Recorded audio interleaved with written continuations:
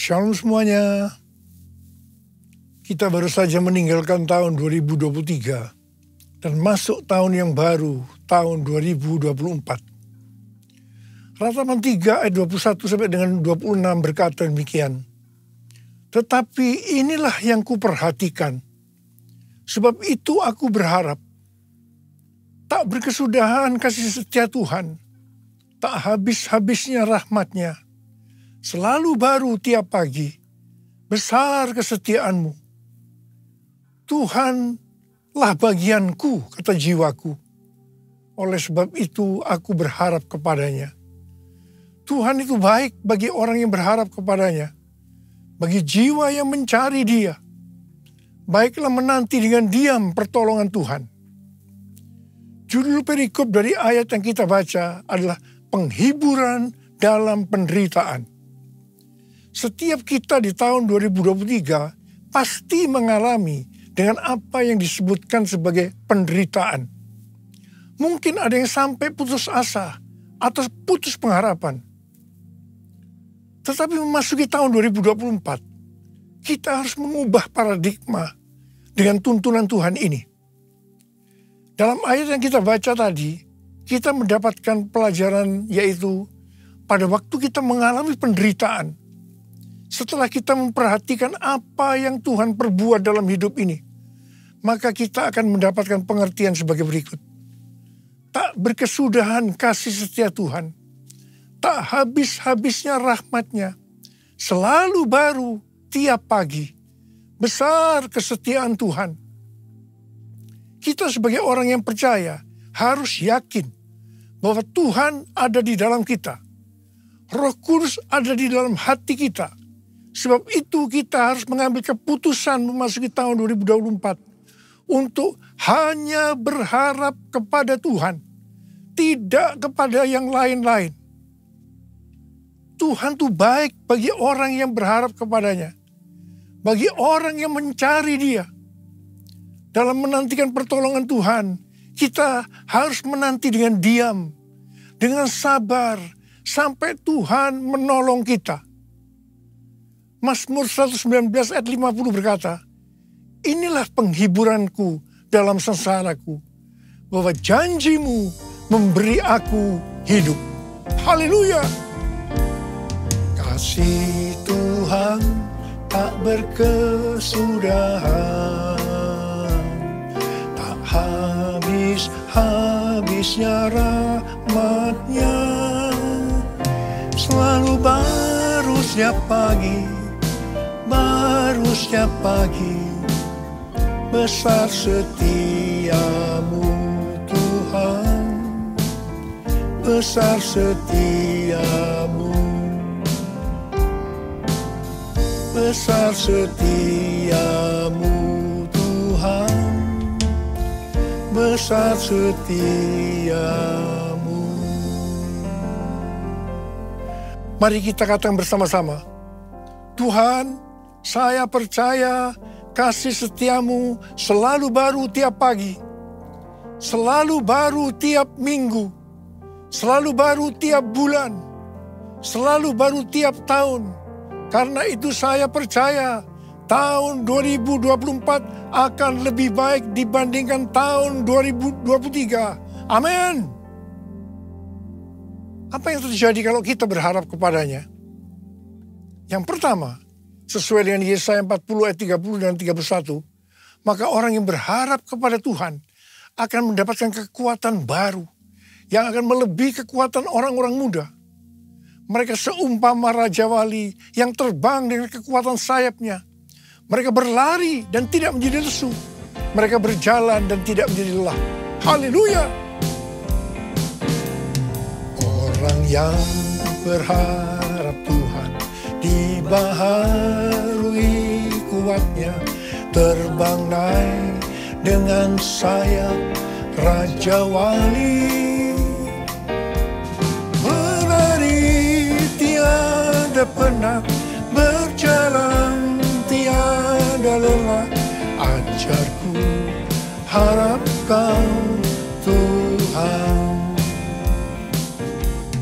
Orang yang berharap Tuhan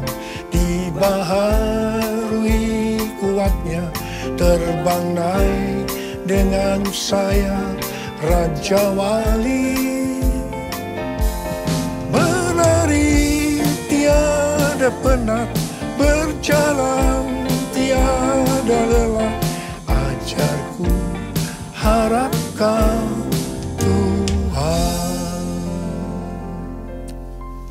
Yang kedua, hal yang terjadi kalau kita berharap kepadanya, sesuai dengan Mazmur 37 ayat 23 dan 24 yang berkata, Tuhan menetapkan langkah-langkah orang yang hidupnya berkenan kepadanya.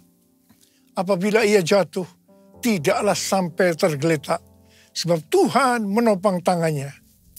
Orang yang hidupnya berkenan kepada Tuhan adalah orang yang berharap kepada Tuhan. Bagi orang yang seperti itu, Tuhan akan menetapkan langkah-langkahnya.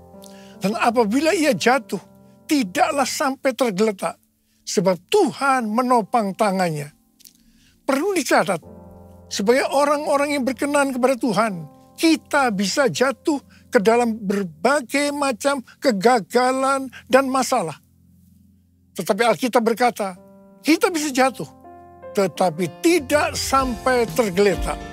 Sebab Tuhan menopang tangan kita. Katakan haleluya.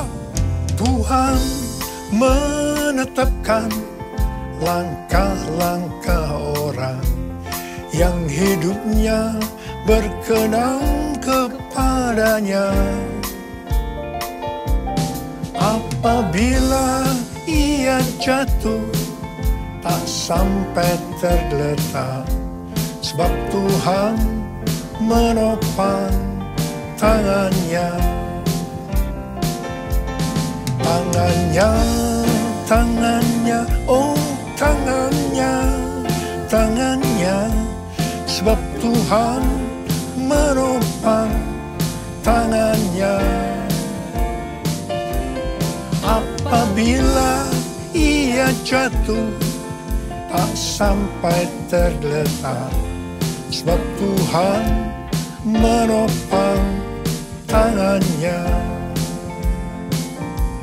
Sebab Tuhan menopang tangannya.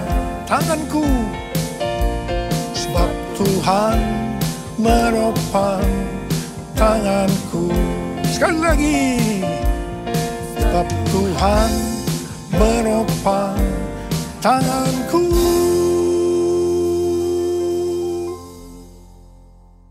Yang ketiga, hal yang terjadi kalau kita berharap kepadanya adalah sesuai dengan Yeremia 17 ayat 7 dan 8 yang berkata, diberkatilah orang yang mengandalkan Tuhan, yang mempercayakan dirinya pada Tuhan.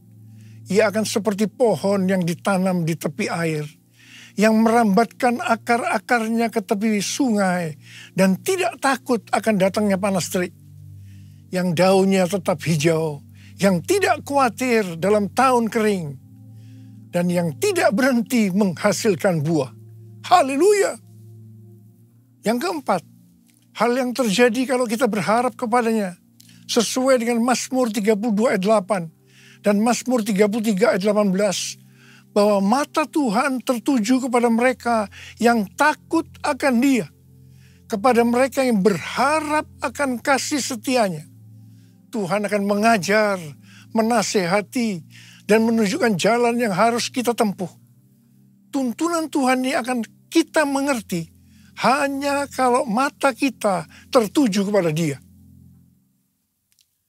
Dari tanggal 15 September sampai dengan 2 Oktober 2024, menurut kalender Ibrani, kita memasuki tahun 5784, yaitu tahun P Dalet. P Dalet artinya 84. P adalah angka 80, menggambarkan mulut. Dalet atau angka 4 digambarkan sebagai yang pertama pintu yang terbuka. Dan yang kedua, seorang dengan posisi membungkuk, menunduk yang melambangkan kerendahan hati. Memasuki tahun 2024, pintu dalam kehidupan yang selama ini tertutup sudah dibuka oleh Tuhan Yesus. Kalau Tuhan Yesus sudah membuka pintu itu, maka tidak ada seorang pun yang bisa menutupnya. Tetapi sebaliknya, Kalau Tuhan Yesus yang menutup, maka tidak ada yang bisa membukanya. Memasuki pintu yang terbuka tadi, kita diingatkan beberapa hal. Yang pertama, itu tidak berarti kita berjalan di jalan tol, yang artinya jalan bebas hambatan. Yang kedua, kita harus banyak sembahyang. Dan yang ketiga, mulut harus dijaga. 1 Petrus 3 ayat 10 berkata, siapa yang mau mencintai hidup dan mau melihat hari-hari baik, ia harus menjaga lidahnya dari yang jahat dan bibirnya dari ucapan-ucapan yang menipu. Yakobus 3 ayat 2 berkata, sebab kita semua tersandung dalam banyak hal. Siapa tidak tersandung dalam perkataannya, ia adalah orang yang sempurna, yang dapat juga mengendalikan seluruh tubuhnya. Yakobus 3 ayat 9 dan 10 berkata, dengan lidah kita memuji Tuhan dan Bapa kita. Dengan lidah juga kita mengutuk manusia yang diciptakan menurut rupa Allah. Dari mulut yang sama keluar berkat dan kutuk. Hal ini, saudara-saudaraku, tidak boleh terjadi. Mari kita katakan bersama-sama. Mulutku penuh dengan pujian kepadamu, ya Yesus Tuhan. Sepanjang hari ku beri penghormatan kepadamu, ya Allahku. Kepadamu, ya Allahku. Kepadamu, ya Allahku. Hal yang keempat yang harus kita perhatikan untuk memasuki pintu yang terbuka adalah kita harus rendah hati. Ingat, Allah menentang orang congkak, tetapi mengasihani orang yang rendah hati. Kita baru saja memasuki tahun 2024. Tuhan memberikan tema untuk tahun 2024. Bahwa tahun 2024 adalah tahun untuk bangkit. Jadi teranglah. The year to arise and shine. Ayat emasnya adalah Yesaya 60 ayat 1 dan Imamat pasal 6 ayat 12 dan 13. Yesaya 60 ayat 1 dan 2 berkata, bangkitlah, menjadi teranglah, sebab terangmu datang dan kemuliaan Tuhan terbit atasmu. Sebab sesungguhnya kegelapan menutupi bumi dan kekelaman menutupi bangsa-bangsa. Tetapi terang Tuhan terbit atasmu dan kemuliaannya menjadi nyata atasmu. Memasuki tahun 2024, pencurahan Roh Kudus Pentakosta ketiga akan semakin dahsyat. Di tengah-tengah keadaan dunia yang semakin gelap dan kekelaman menutupi bangsa-bangsa, kita harus bangkit dan menjadi terang. Sama seperti bangsa Israel telah menerima terang Tuhan dan memiliki tugas untuk menjadi terang. Demikian juga gereja yang mengalami perjumpaan dengan terang Tuhan, yaitu Yesus Kristus, memiliki tugas untuk menjadi terang dunia, agar semua orang, everyone, datang kepada terang Tuhan. Sebagai contoh, Saulus, penganiaya jemaat, yang berjumpa dengan terang, berubah menjadi Paulus, pemenang jiwa. Apa artinya menjadi terang? Yang pertama, menjadi terang artinya mengikut Kristus yang adalah terang dunia. Yang kedua, menjadi terang artinya menjadi serupa dengan Kristus dan menghasilkan perbuatan baik. Yang ketiga, menjadi terang artinya hidup dalam kasih. Yang keempat, menjadi terang artinya hidup berjaga-jaga. Yang kelima, menjadi terang artinya hidup bijaksana dan berintegritas. Yang keenam, menjadi terang artinya hidup dipenuhi dengan pengetahuan tentang kemuliaan Allah. Yang ketujuh, menjadi terang artinya hidup benar dan adil. Sesuai dengan Yesaya 60 ayat 3-7. Pada saat kita menjadi terang karena api Pentakosta ketiga turun dengan dahsyat. Hal-hal inilah yang akan terjadi. Yang pertama, bangsa-bangsa akan datang berduyun-duyun kepada terangnya. Dan mereka akan percaya dan mengenal Tuhan Yesus. Haleluya. Yang kedua, kekayaan bangsa-bangsa akan datang. Dan ini akan digunakan untuk membiayai penyelesaian amanat agung. Untuk menjadi terang, kita harus menjadi seperti yang disebutkan dalam Imamat 6 ayat 13. Yaitu api di atas mezbah harus dijaga tetap menyala. Jangan sampai padam. Api harus dijaga tetap menyala siang dan malam. Bagian Tuhan memberi api. Bagian kita menjaga agar api itu tetap menyala. Kita harus menjadi terang siang dan malam. Ada 3 jenis api. Yang pertama, api doa pujian penyembahan.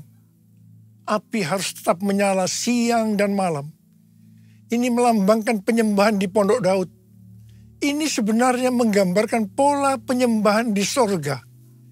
Kita yang nanti akan masuk sorga harus melatih diri mulai sekarang untuk melakukan penyembahan surgawi. Yang kedua, api Roh Kudus.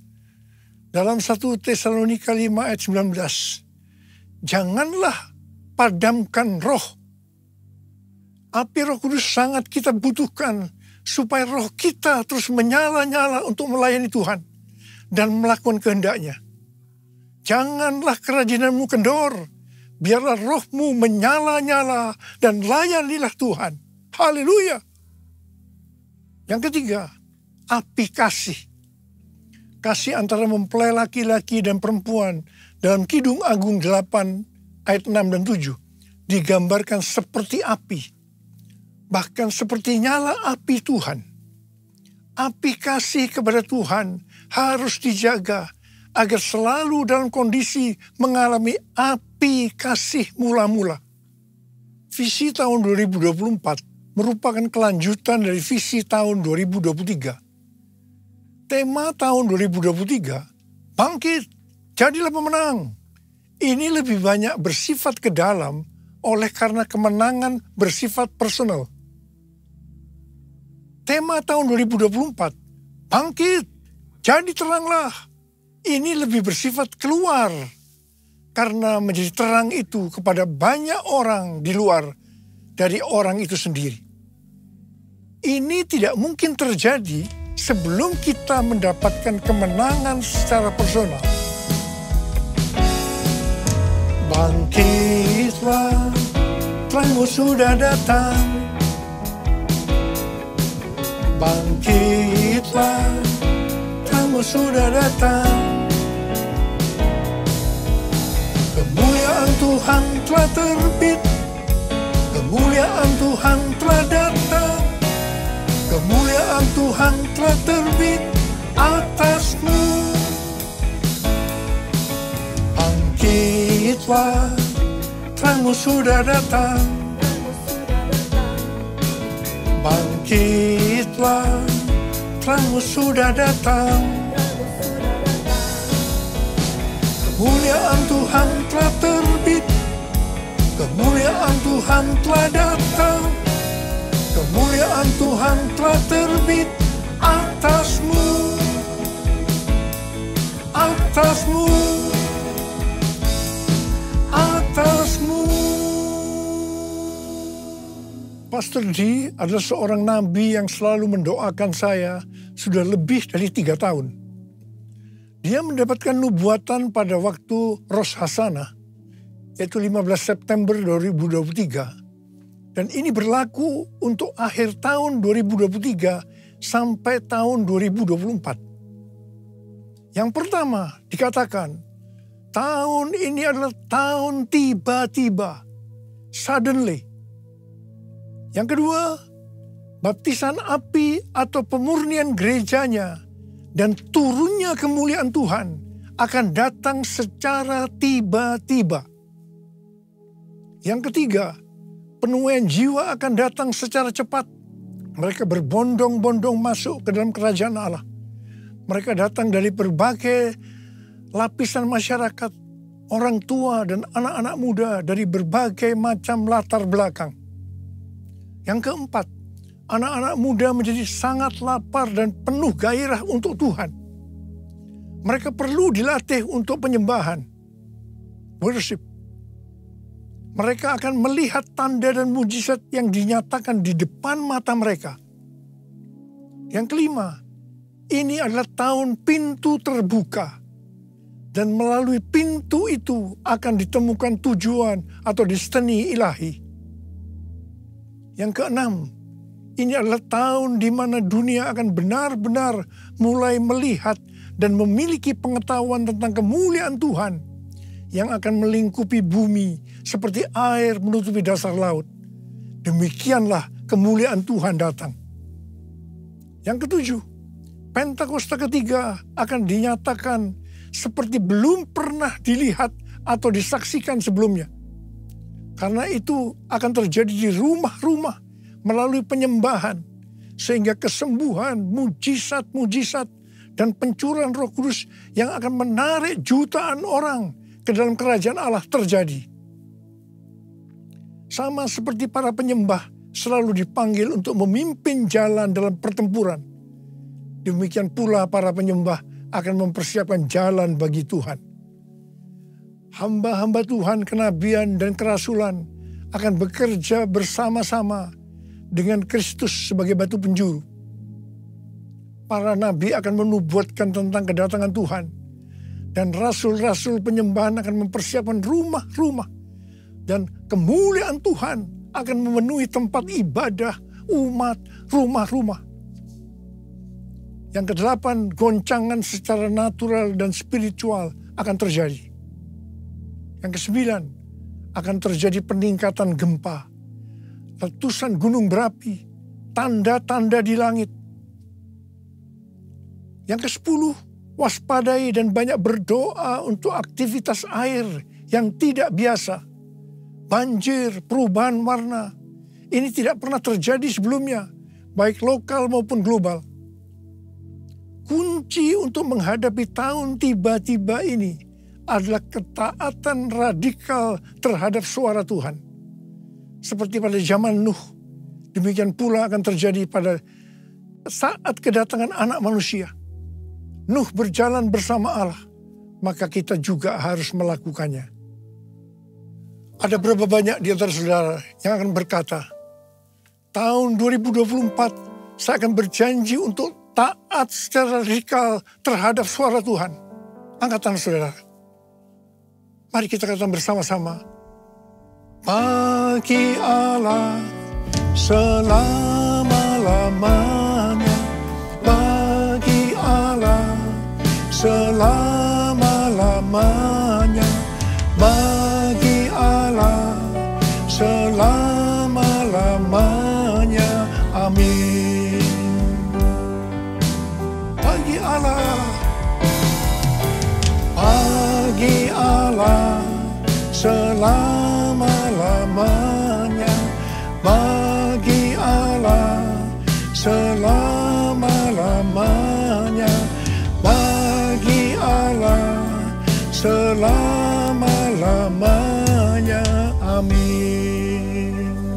Mari kita berbahasa roh. Berbahasa roh. Mari kita berbahasa roh. Berbahasa roh.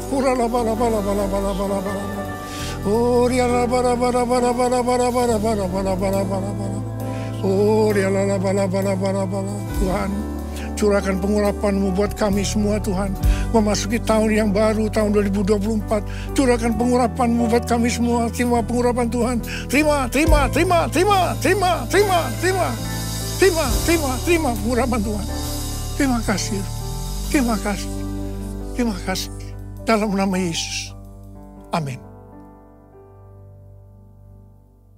Mari saudara-saudara, kita akan masuk dalam perjamuan kudus. Kita akan mengingat ayat ini. Sebab setiap kali kamu makan roti ini dan minum cawan ini, kamu memberitakan kematian Tuhan sampai Ia datang. Perjamuan kudus adalah perjamuan Tuhan Yesus sendiri. Setiap kali kita masuk dalam perjamuan kudus, Tuhan selalu berbicara kepada kita, biarlah ini menjadi peringatan akan aku. Biarlah ini menjadi peringatan akan aku. Karena itu mari, arahkan hati kita, pikiran kita kepada kebaikan Tuhan. Mari kita tundukkan kepala. Bapa, siapakah kami sebelum kami mengenal Engkau? Kami semua orang berdosa. Upah dosa adalah maut, mati. Tapi Engkau yang tidak berdosa telah dijadikan dosa oleh karena kami, ya Tuhan. Engkau harus turun dari surga mulia. Mati ganti kami dengan penderitaan yang luar biasa. Sungguh kalau kami pikirkan betapa baiknya Engkau, ya Bapa. Ya Bapa, Engkau jadikan kami sebagai anak-anak-Mu. Engkau tuntun, Engkau bela, Engkau lindungi, Engkau berkati. Engkau tegur, Engkau hajar kalau kami salah, ya Tuhan. Itu Engkau, ya Abah. Itu Engkau. Tuhan akan memberkati kita semua melalui perjamuan kudus. Tapi Tuhan mau kita makan dan minum dengan cara yang benar. Karena itu masing-masing introspeksi. Lihat keadaan dirimu masing-masing. Memasuki tahun yang baru.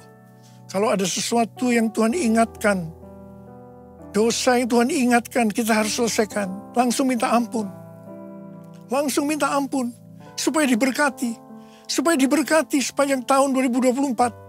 Minta ampun. Ampuni kami Tuhan. Ampuni, ampuni, ampuni kami. Ampuni kami ya Tuhan. Abah, terima kasih. Terima kasih Abah. Layakkan kami untuk masuk dalam perjamuan kudus. Kami akan masuk dalam perjamuan kudus dengan hati yang penuh ucapan syukur. Dalam nama Yesus kami berdoa. Amin. Sekarang mari angkat roti di tangan kanan kita tinggi-tinggi. Sebab apa yang telah kuteruskan kepadamu telah aku terima dari Tuhan. Yaitu bahwa Tuhan Yesus pada malam waktu Ia diserahkan mengambil roti. Dan sesudah itu Ia mengucap syukur atasnya. Ia memecah-mecahkannya dan berkata, inilah tubuhku yang diserahkan bagi kamu. Perbuatlah ini menjadi peringatan akan aku. Saudara dikasih Tuhan, bukankah roti yang kita pecah-pecahkan ini adalah persekutuan kita dengan tubuh Kristus? Mari kita makan dalam nama Yesus.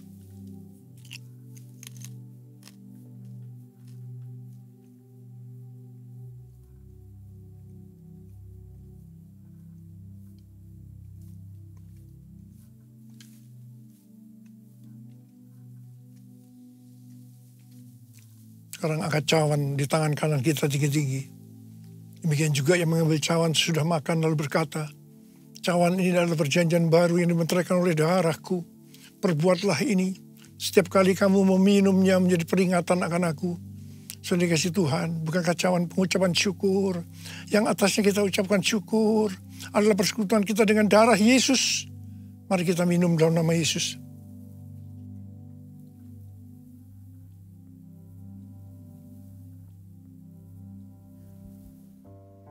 Mari, angkat tangan kita. Ucapkan syukur dan terima kasih kepada Tuhan dengan suara, dengan diam. Tuhan, terima kasih ya Tuhan. Terima kasih ya Tuhan. Terima kasih. Terima kasih ya Tuhan. Terima kasih ya Tuhan.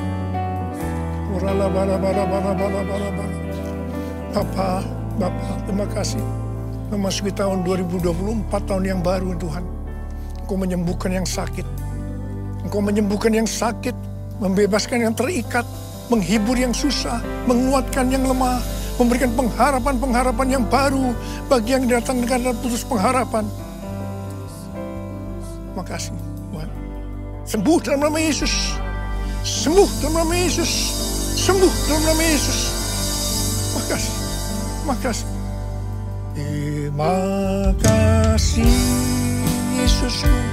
Terima kasih Yesusku. Puji syukur hanya bagi Tuhanku. Terima kasih Yesusku, terima kasih. Yesusku, puji syukur hanya bagi Tuhanku. Terima kasih. Terima kasih Yesusku. Terima kasih Yesusku. Puji syukur hanya bagi Tuhanku. Terima kasih Yesusku. Terima kasih Yesusku. Puji syukur hanya bagi Tuhanku. Puji syukur hanya bagi Tuhanku. Puji syukur hanya bagi Tuhanku.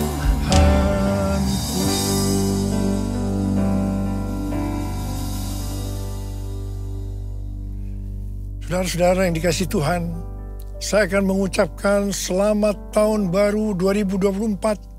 Tahun untuk bangkit jadi teranglah. The year to arise and shine.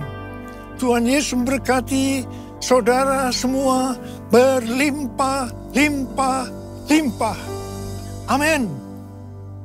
Mari angkat tangan kita semua. Terimalah berkat Tuhan. Kasih karunia yang berlimpah-limpah dari Allah Bapa dalam anak yang tunggal Yesus Kristus. Persekutuan yang manis dengan Roh Kudus menyertai kita semua mulai hari ini. Sampai Tuhan Yesus datang menjemput kita di awan-awan dan bahkan sampai selama-lamanya. Yang percaya bersama-sama katakan, amin.